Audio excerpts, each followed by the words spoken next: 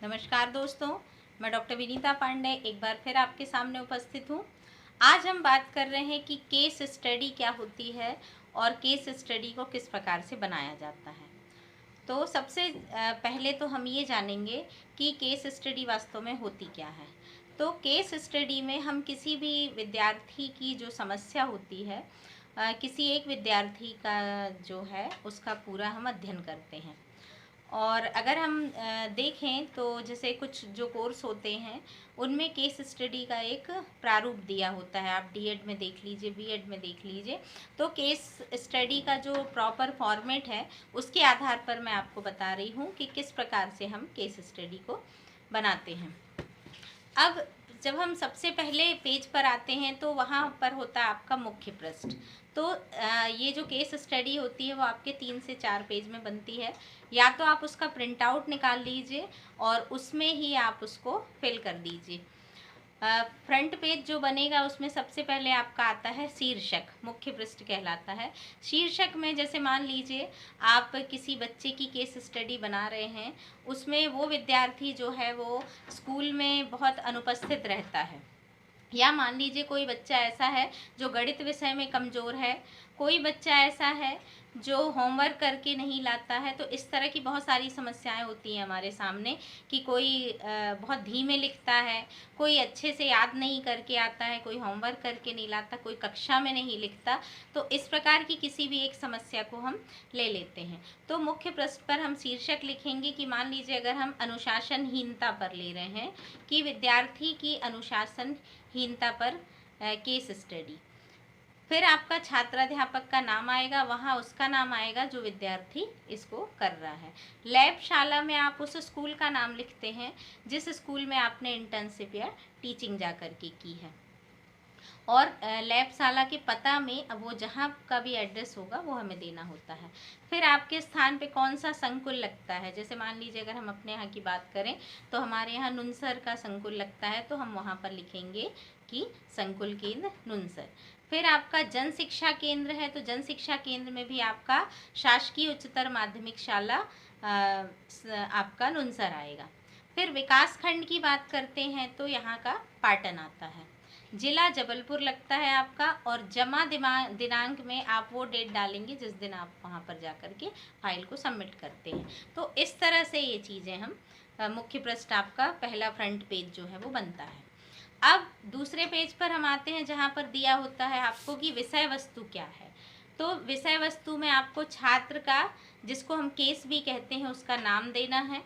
मान लीजिए मैंने प्रकाश शर्मा नाम के बच्चे की केस स्टडी की, तो मैं ये लिख दूंगी कि प्रकाश शर्मा। जन्म दिनांक उनका, तो उनकी जो भी डेट ऑफ बर्थ होगी वो आप लिखेंगे। उनके माता पिता का नाम लिखेंगे, किस कक्षा में है विद्यार्थी, कहाँ रहता है, उसके पिताजी की शिक्षा कितनी है, माता की शिक्षा कितनी है, वो क्या व्यवसाय करते हैं, और उसके भाई बहनों की संख्या कितनी है।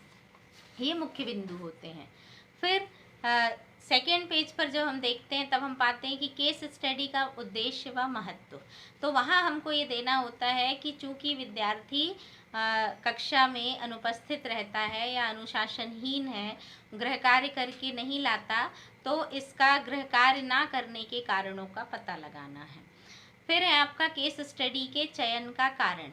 तो चूंकि विद्यार्थी रोज रोज कक्षा से अनुपस्थित रहता था, इसलिए इस केस स्टडी के चयन किया गया। फिर आया आपका समस्या की प्रकृति। इसमें आपको बहुत से ऑप्शन दिए होते हैं, जैसे शैक्षिक, सहशैक्षिक, नियमित, अनियमित। तो आप इसमें से समस्या की प्रकृति में शैक्षिक भी चुन सकते हैं और नियमित या अनियमित भी देख सकते हैं। कार्य पद्धति में आपने किस प्रकार से कार्य किया है, तो आप उसमें 2 लाइन लिखेंगे कि विद्यार्थियों के शिक्षकों और माता पिता के सहयोग से केस स्टडी की गई।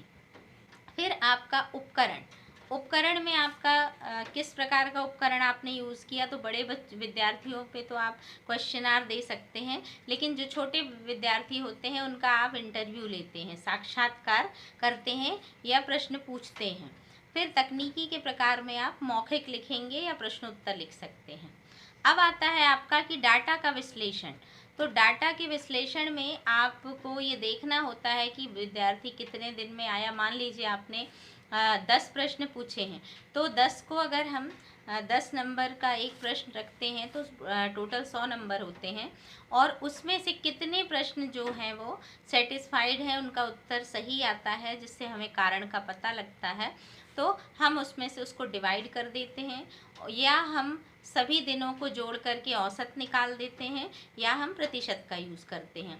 तो आप यहाँ पर नॉर्मली विश्लेषण में आप योग, औसत, प्रतिशत या बड़ी उसमें हम सांख्यिकी भी लगाते हैं, मीन, मीडियन, मोड ये भी लगा सकते हैं, तो आप उसको लिख देंगे।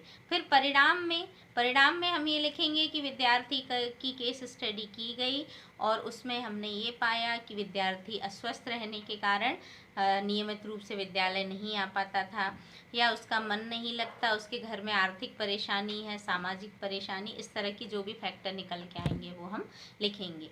और व्याख्या में क्या और क्यों, तो व्याख्या में हमें ये लिखना होता है कि यदि विद्यार्थी स्कूल नहीं आता था या वो धीमा लिखता है तो उसके पीछे क्या कारण है।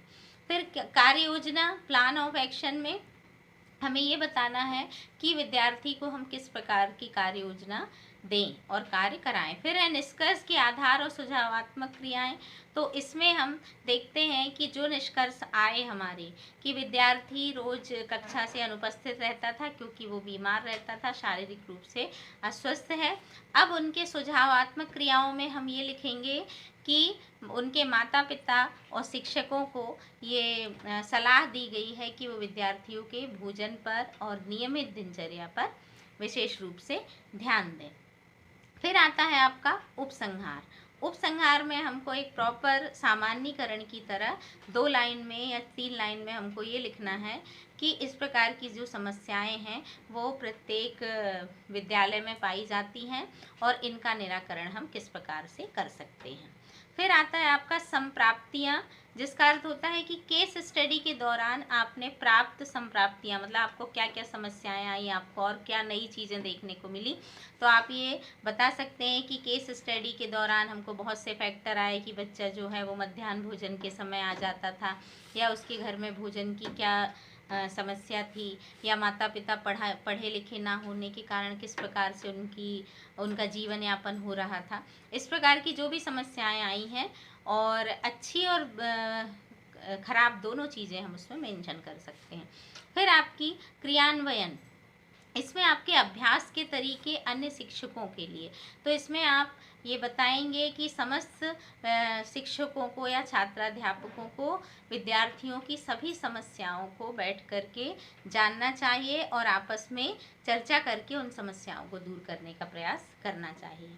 अंत में आपके हस्ताक्षर का कॉलम आता है, जिसमें छात्राध्यापक के हस्ताक्षर होते हैं, आपके एक मेंटर टीचर के हस्ताक्षर होते हैं, और एक आपका संस्थान सुपरवाइज़र का सिग्नेचर होता है। तो आपको इन चीज़ों के साथ केस स्टडी को बहुत ही आसानी से और बहुत कम समय में बन जाती है, और बस ये है कि आप किस प्रकार से इसको देखें, सुनें और समझें। आज के लिए बस इतना ही। केस स्टडी से संबंधित और भी जो भी आपके सवाल हों वो आप हमें पूछ सकते हैं, और सिंपल सी एक फाइल में इसको 4 पेज या 3 पेज के रजिस्टर में आप बना सकते हैं, या आप इसका प्रिंट आउट निकलवा करके और उसके बाद उसको सबमिट कर सकते हैं। आज के लिए बस इतना ही। धन्यवाद।